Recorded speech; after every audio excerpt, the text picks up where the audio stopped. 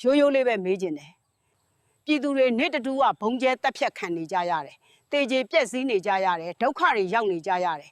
ဘာသာရေးခေါင်းဆောင်လုပ်နေတဲ့ဘုံကြီးတွေအနေနဲ့ဘလို့နှလုံးသားတွေနဲ့အကြမ်းဖက်အုပ်စုကိုထောက်ခံနေကြတာလဲဘုံကြီးတို့ကိုအာဒါရှင်ကဆွမ်းကြွေးထားတယ်လို့ထင်နေလားပြည်သူကဆွမ်းကြွေးထားတာပါအခုပွဲကဓမ္မနဲ့အဓမ္မအားပြိုင်နေတဲ့ပွဲပါဒါကြောင့်အဓမ္မဘက်ကနေဘာလို့ရက်တယ်ပေးနေကြရတာလဲမြင်းဆိုးမင်းညစ်ကိုဘာလို့ထောက်ခံပေးနေကြရတာလဲဒါကြောင့်ဓမ္မဘက်ကနေရက်တယ်ပေးကြပါတရားပြနေတဲ့ဘုန်းကြီးတွေအနေနဲ့ဘယ်အရာကဓမ္မလဲဘယ်အရာကအဓမ္မလဲဆိုတာကိုပို့ပြီးတော့ခွဲခြားနိုင်ပါတယ်တရင်ကျွတ်လက်ပြည့်နေ့မီးထွန်းပွဲလုပ်နေတော့စိတ်မကောင်းစရာအဖြစ်ဆိုးတစ်ခုဖြစ်သွားခဲ့တယ်ကလေးတွေအပါဝင်လူအယောက်30ကျော်ပါဝင်တဲ့အဖြစ်ဆိုးတစ်ခုပေါ့ဒါကိုကြည့်ချင်းအဖြစ်ဘလိုက်အထိရုပ်မှရက်ဆက်ကြလဲဒီလိုမျိုးနေ့မျိုးမှရွှေလုတ်တဲ့ရက်ဆက်မှုကပြောစရာစကားလုံးမရှိတော့ဘူး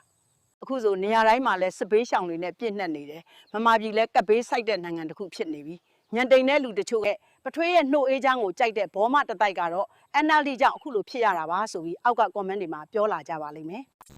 အမှန်တကယ်ကတိုင်းပြည်အပေါ်မှာစောက်ဘူးရဲ့မတန်မရာလုပ်ရတဲ့ခေါင်းမပါညံနေမှုကြောင့်အခုလိုမဖြစ်သင့်တာတွေဖြစ်နေရတာပါတချို့ကလည်းအမျိုးဘာသာသာသနာဆိုပြီးအမျိုးသားရေးကိုဖင်ပိတ်អော်ပြီးတော့ကို့အကျိုးအတွက်အသုံးချနေလို့ဖြစ်ပါတယ်